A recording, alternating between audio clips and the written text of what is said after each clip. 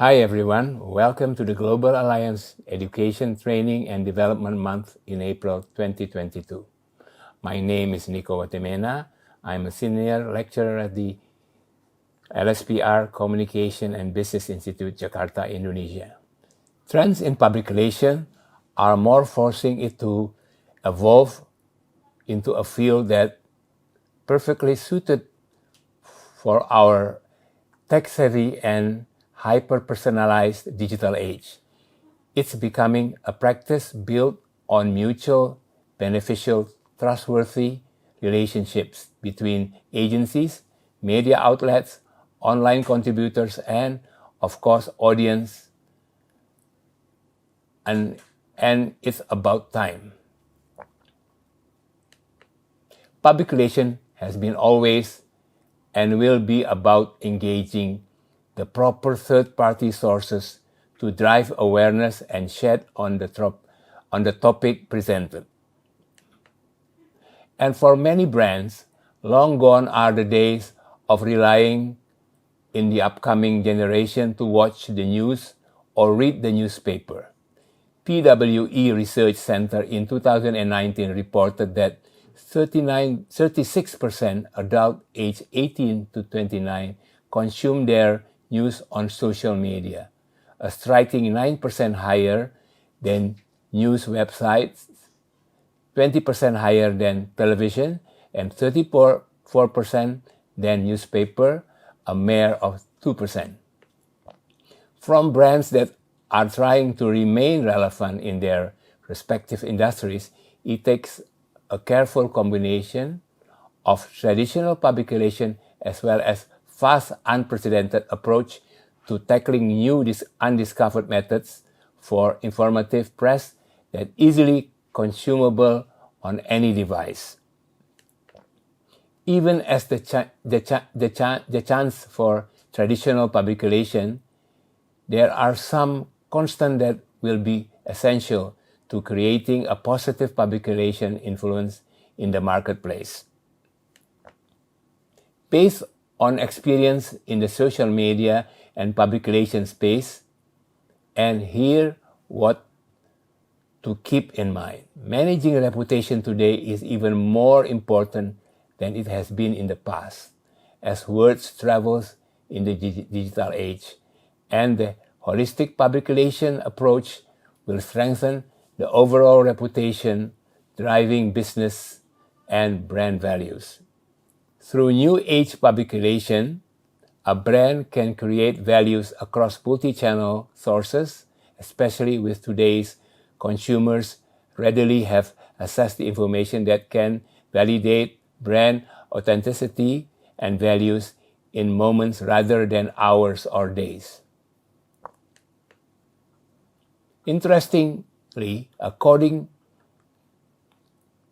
to McKinsey, with the full force distance of Gen Z in the workplace as consumers' market value is now devoured through a combination of traditional public relation and newer social media outlets, all focused on around one thing, the search for truth.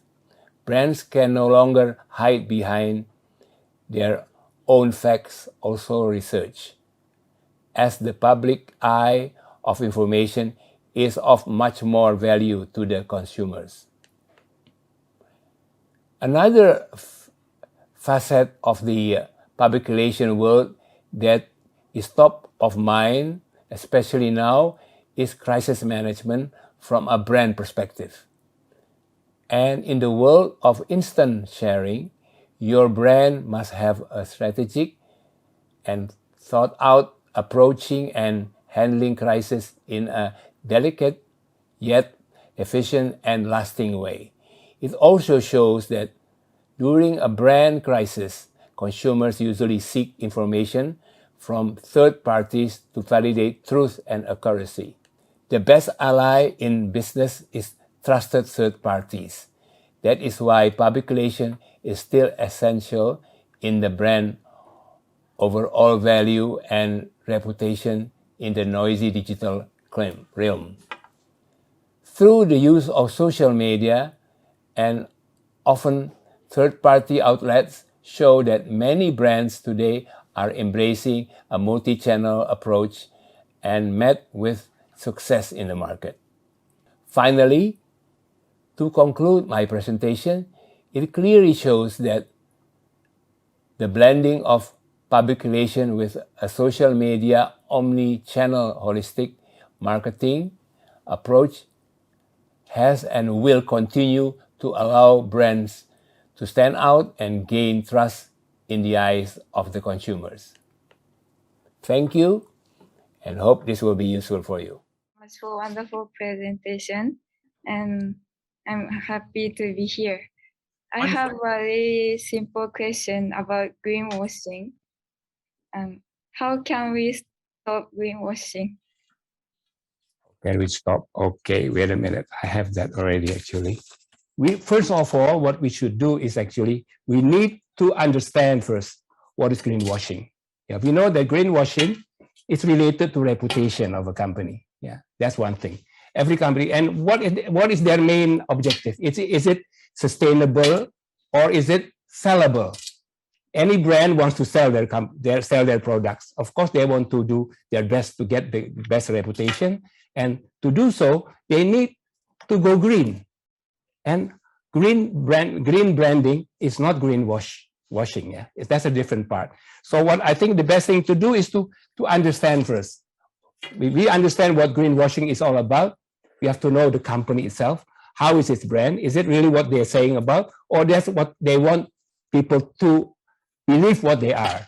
I think ethically, in many ways, when I've been maybe taking from a very simple theory here from Fritz Harder in his attribution theory. He mentioned here that, from a psychology point of view, that the interpretive process of which people have judgment about the causes of their own behavior and the behavior of others. Yeah.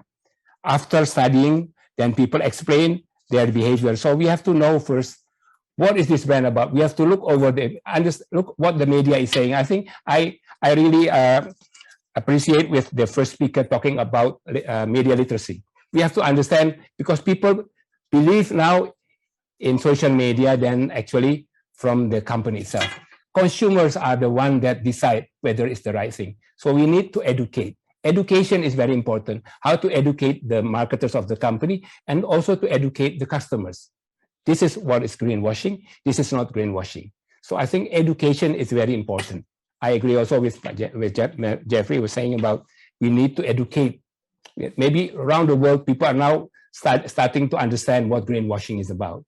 It's very unethical, actually. Yeah, there are many examples actually, but I gave one example which is documented as the most documented maybe greenwashing until today is Volkswagen. But we know other brands also in the fashion, in the products, and in consumer goods. There are so many greenwashing practices, and this is something that we need to understand. I hope that will answer your question. Thank you very much. I agree. I also agree that education is important. Yes. Thank you.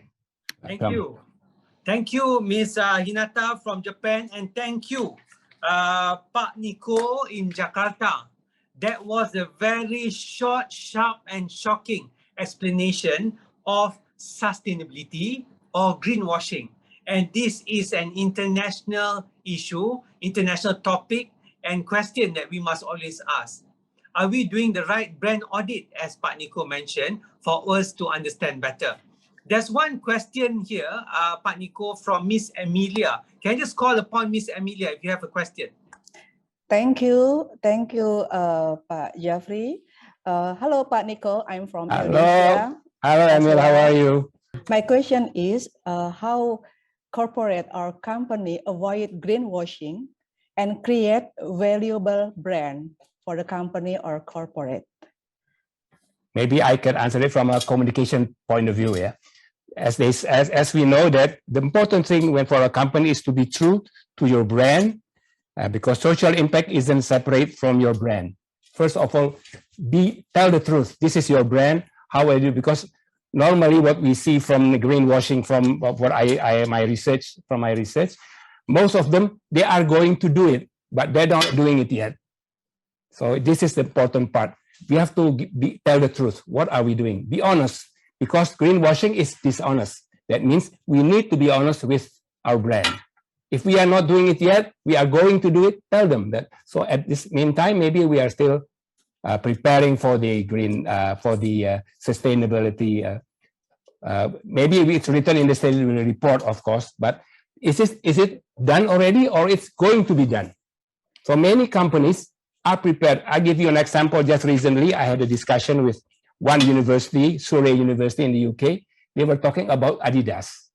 Adidas had a plan to develop really a green brand, but it could not work until 2023, according to them. So they have a plan. This is already something that is actually something that we have to appreciate, right? They have a plan, but it takes time. Maybe it could change again in 2023. So I think what the most thing to do is to tell the truth. Yeah, we have to be very honest with our brand, because we are not talking about just selling it, but we have to do something sustainable. That's why I in my presentation, I mentioned also, is it sustainable or is it sellable? If you want to sell it, of course, you don't need to talk much about sustainability, even though people today, the customers, the consumers are looking for green brands, and we know that. But how do you express it, or how do you communicate it to the public? Are you really only doing, is this just a message, or it's really been done? Maybe that will answer your question, Emil. Thank you very much for the question. Very great question.